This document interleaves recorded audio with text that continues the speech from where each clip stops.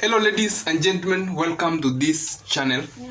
Once again, yesterday voting of impeachment motion that was tabled for the Deputy President of Kenya, Rigathi Gachagua, took place in the National Assembly, and majority of the Kenyans watched how that impeachment turned out, which where 281 parliamentarians voted in favor of that impeachment motion to have the Deputy President impeached by the National Assembly. Now, the proceedings thereafter, communication was made to the Senate of Kenya, which is the higher house. Remember that once the Deputy President is impeached by the National Assembly, he doesn't cease to hold office. He remains in office until it's confirmed by the high house, which is the Senate. So communication was made to the Senate of Kenya, where it has been gazetted, and also Senate today decided that during this week, next week, it will cease to hold its the duties that they had lined to listen to this matter that contains the impeachment of the Deputy President by the National Assembly.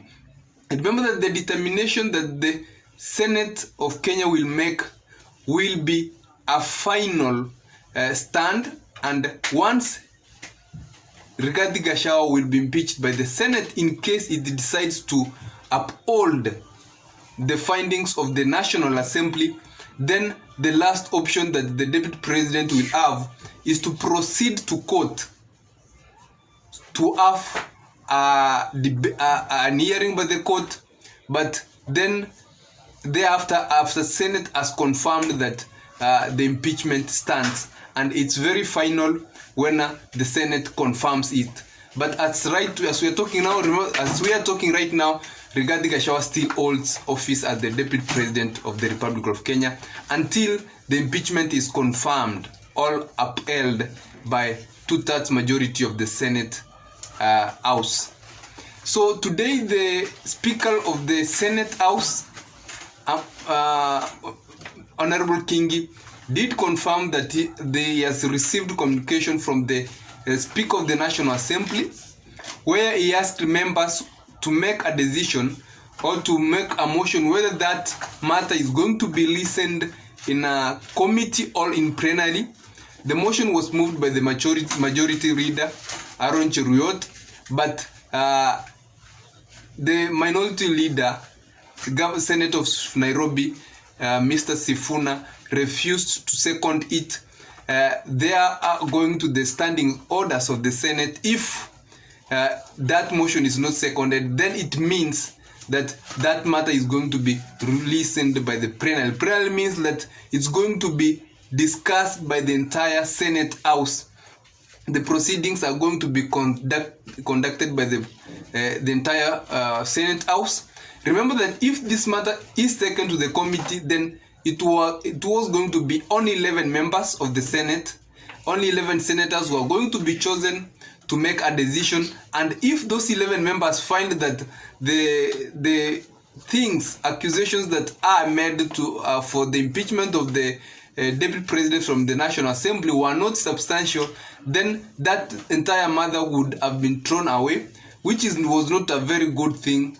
It could have denied other senators from having an opinion on it, a discussion on it, and looking to the findings of these matters that the Deputy President is being accused.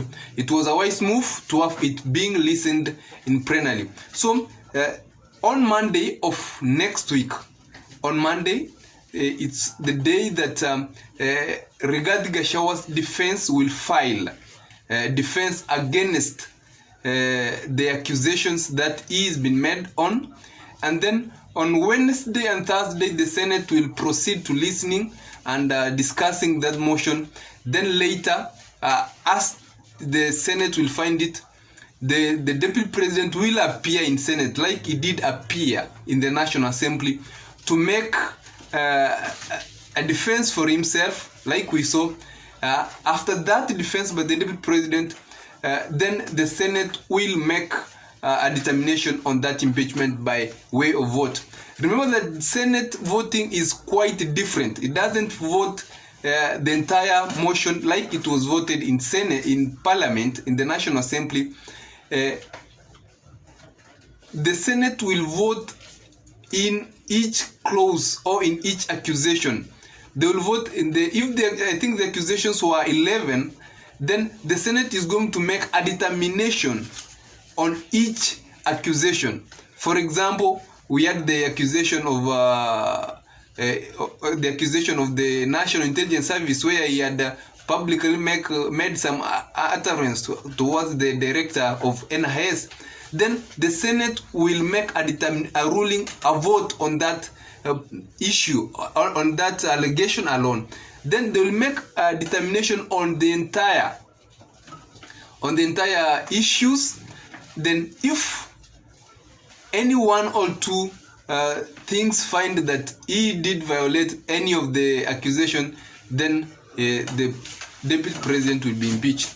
But if the Senate finds that these allegations are not substantial, then Rigathi Gachagua will be saved by the Senate. Remember that it's in Senate we have very stable minds, people who argue facts, and the Senate has always tried to exhibit that they are the best people and they are the best members of the Senate. They have the very learned members of people who have served in previous position before, people who have been in the National Assembly, people who have had political experience, and we will be looking to find out how do they argue, what will they consider, and we'll be watching to see how the defense team of Rigathi Gachagua will defend those accusations. So by next week on Thursday, at the end of Thursday, I think we will be getting a determination by Senate, and after there, if Rigathi Gachagua is impeached, then he will proceed to court, or if he's saved by the Senate, then he will be a free man in that line. So that is the communication that has been made by the Senate, and we will be watching and following. But if you're watching for the first time, always remember to subscribe to this channel so that whenever we have such information, you are always notified.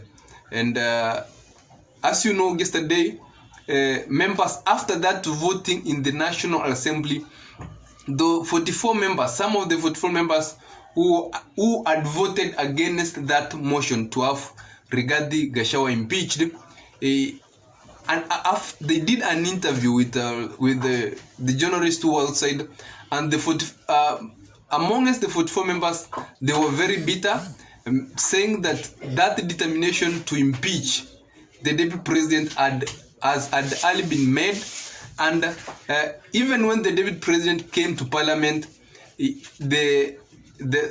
those members of Parliament were already made mind, and the presentation that the deputy president made did not change any of their thinking.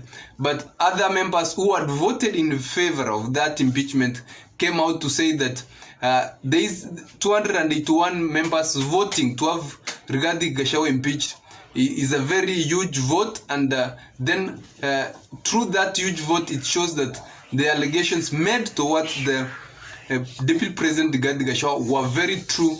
But we will see the Senate, how the Senate is going to vote.